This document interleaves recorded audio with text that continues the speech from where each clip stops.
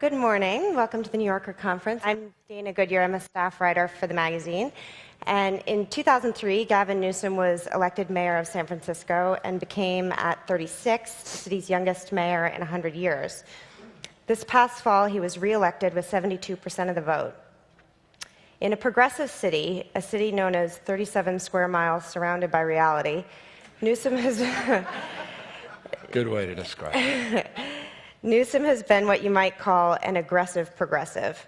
He has banned plastic bags from grocery stores. He has eliminated bottled water from city departments and discouraged restaurants from selling it. He has achieved a citywide recycling rate of 70%, a remarkable figure that just barely surpasses his approval rating. Please join me in welcoming Mayor Gavin Newsom, who will tell us in greater detail about the initiatives that have made his city part of the environmental avant-garde. Thank you. Thanks for having me. Yeah. Good morning. Thank you. Thank you. So I thought we might start with that 70% recycling rate. Yeah, it's not good enough. I'm wondering how you attain. Well, it's remarkable. We were like just at 35% a few years ago, and that's what's so extraordinary about that 70% rate. And 70%, though, at the end of the day, and it wasn't just throwaway line. I mean, 70%, big deal. 0 is a big deal. 75% is a bigger deal, and that's in front of us in terms of our goal and our expectation of what a city can do.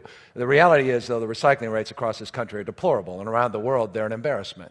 I was just literally yesterday in Israel, Tel Aviv, on the beaches, and just saw all this plastic up and down the coastline of the beach. You go off the coast of California and the Pacific, you've got literally the size of Texas of floating plastic out there, and plastic water bottles, etc.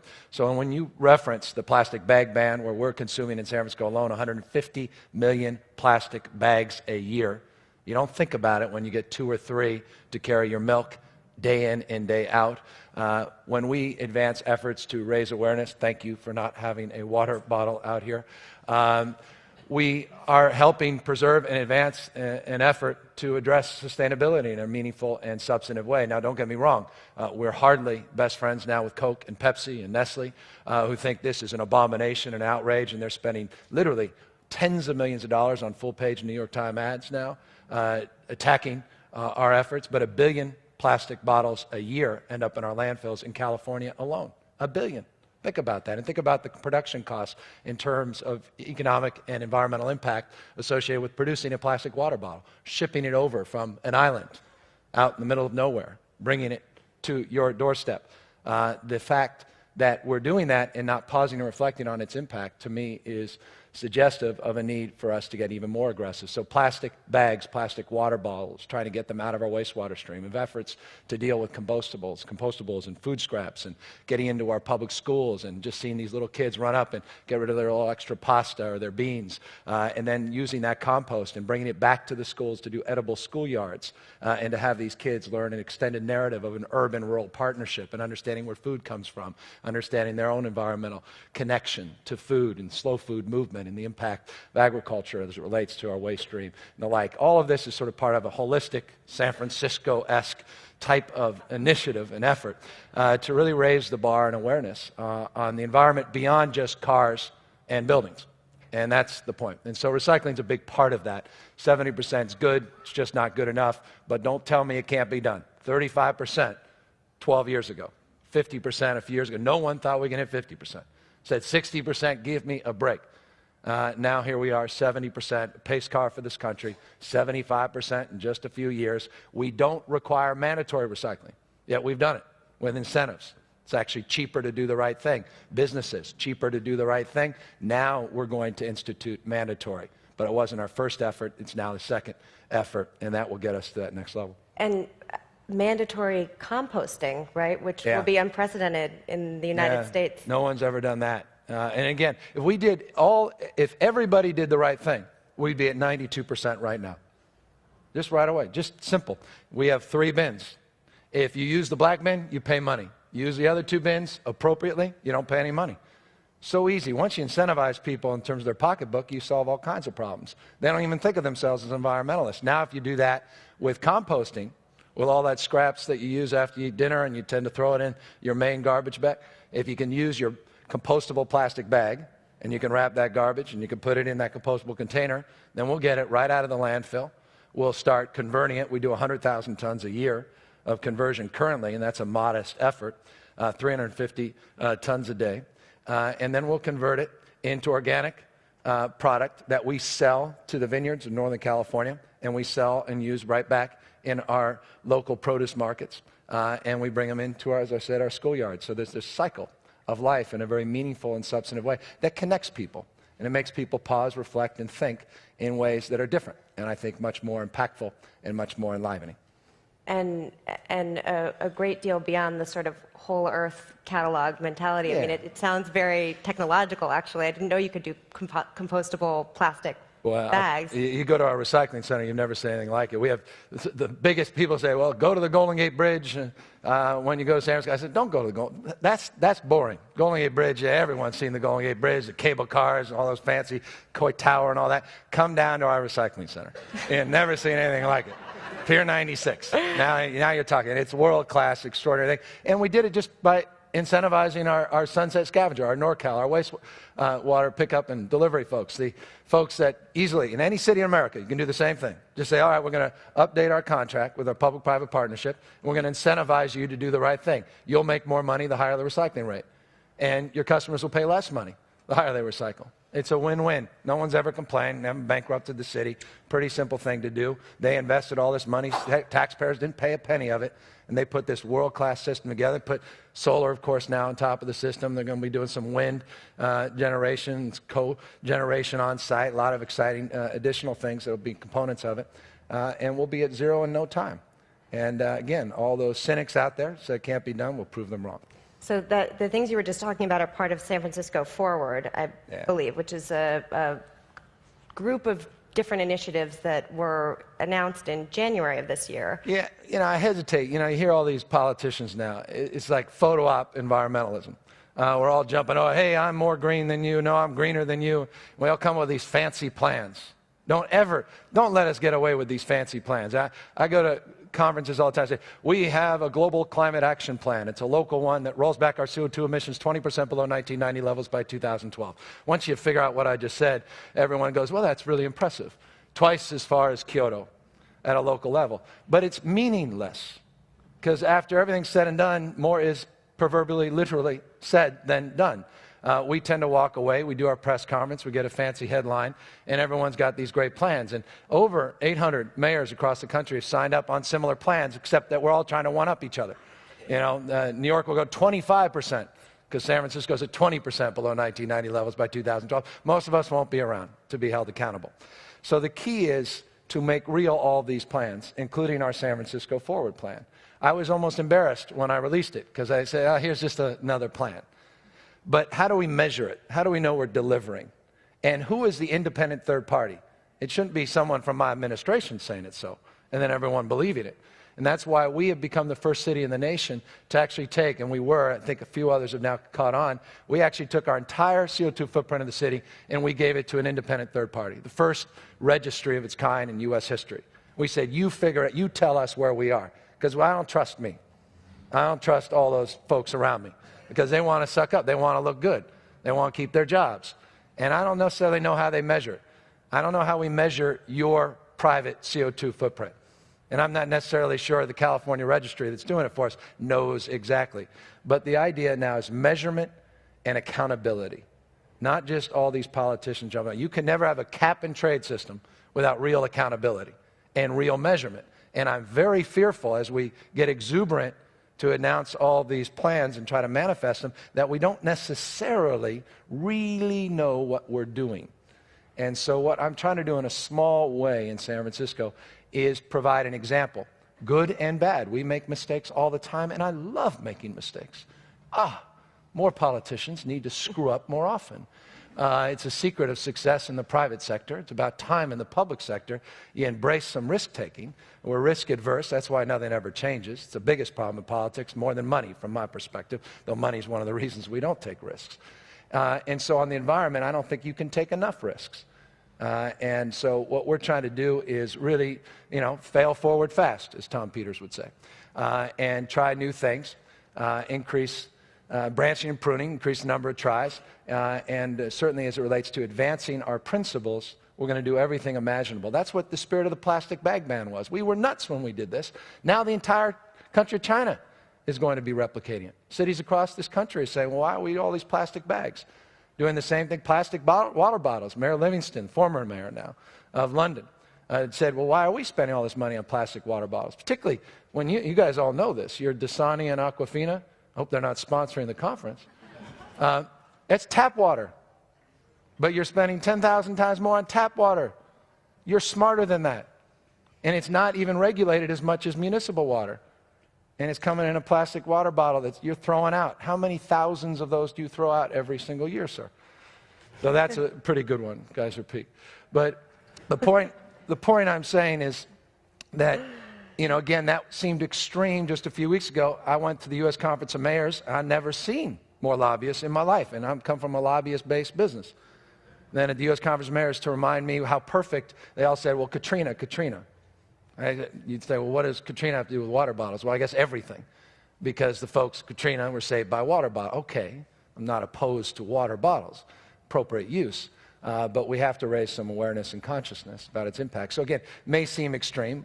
I failed to convince my colleagues at the U.S. Conference of Mayors. It was tabled, the item, which was remarkable. And then all the big fancy ads came up, and all these very smart young people that are much more eloquent than I came out and told me why I was a nut. But we'll keep fighting.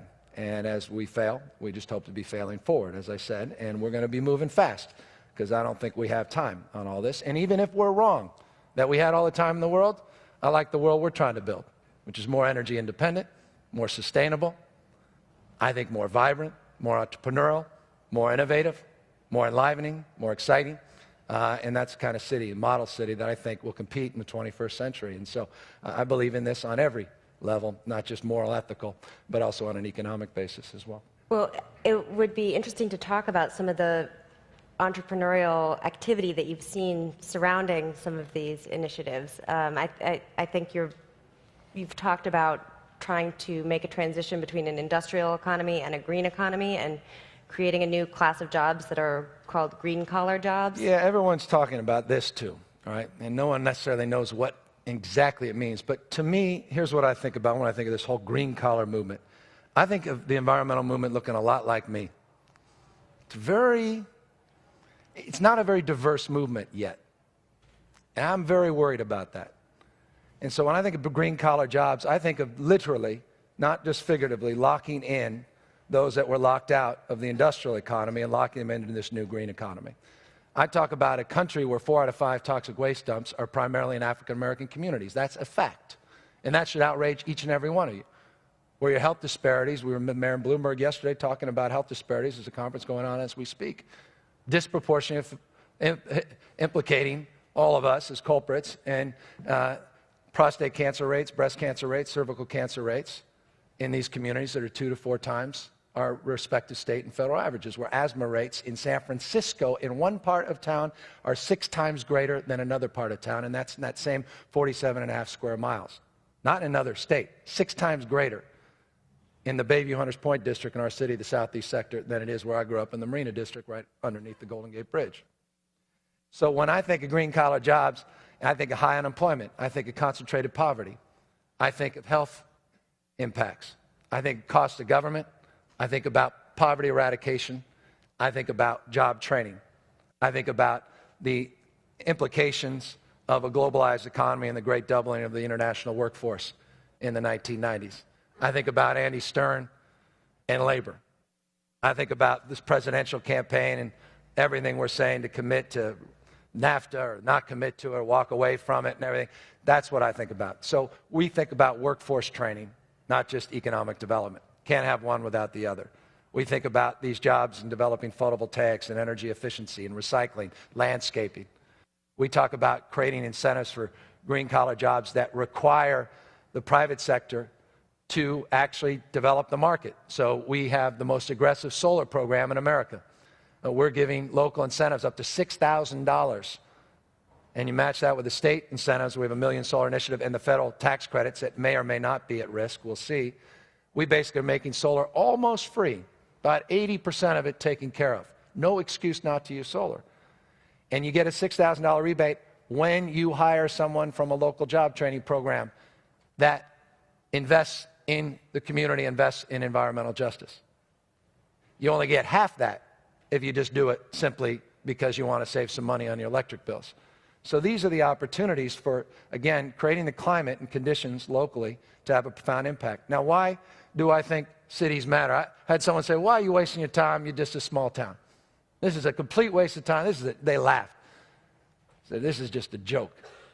You know, and then they started all these fancy statistics, and, you know, they're not wrong except this. If anything's going to change, it's going to have to change at the local level. For the first time in you all know this, first time in human history, more people on the planet are living in urban centers than rural and suburban areas. First time in the history of mankind. Million and a half people a week, depends on who you listen to, maybe up to 2, I read the other day, are moving every week into cities and urban centers around the world. Just think India, think China. Think the United States, close to 80% of U.S. populations in cities.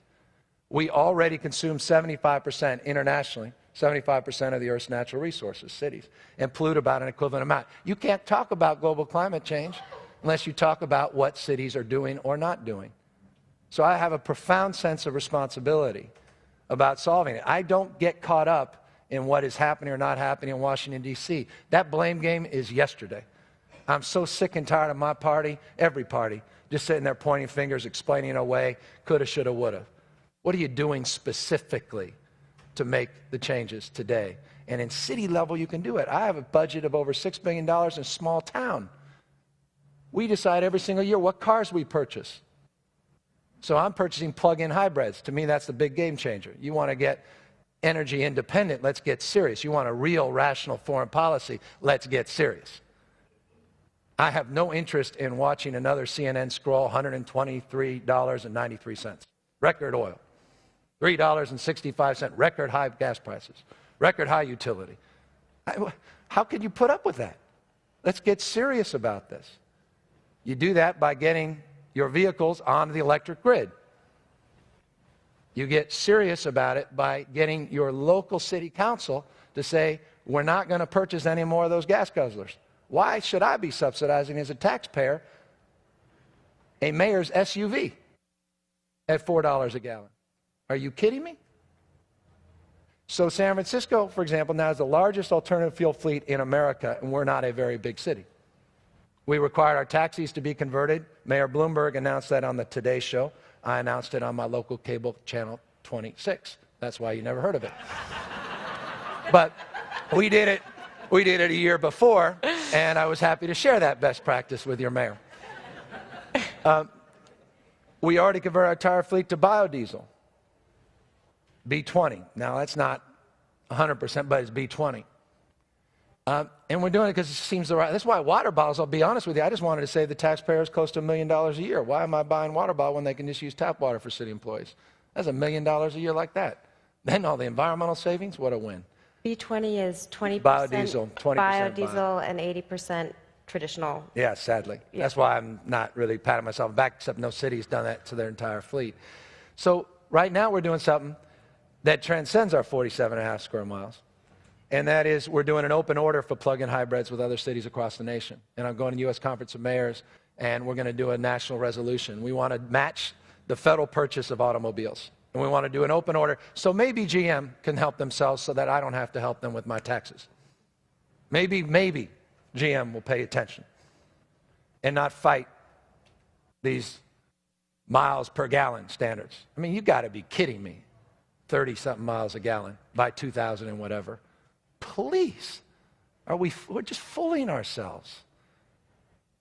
Fooling ourselves. Let's get into the business of getting off of foreign oil by getting out of our dependency, by getting serious about these things. We have all the money in the world. You know this better than I do. Don't tell me we don't have money. $3 trillion on a war. I don't want to get into San Francisco-based politics, right? You expect that from me.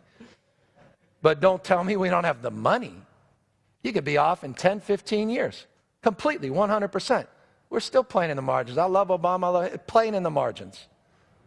Vehicle standards by 2035 will get up to 50 miles per gallon. Come on. Give me a break. Let's get serious here. And so I'm just trying in a small way, with an open order with Bay Area counties. We're already up to a few thousand vehicles in an open order. We want to get to 93,000 with mayors across this country who will commit every year to 93,000 vehicle purchases as plug-in hybrids. That's hybrids with 30 to 40% more fuel efficiency. Those are hybrids that you can plug in at meters in your cities. And we're doing that in San Francisco. We go in something called SF Park, smart meters. A quarter of my meters by the end of the year will be completely replaced as smart meters, solar powered. And we're going to be able to plug in, have the technology to plug in your car at a parking meter. I was just with Shai Agazi.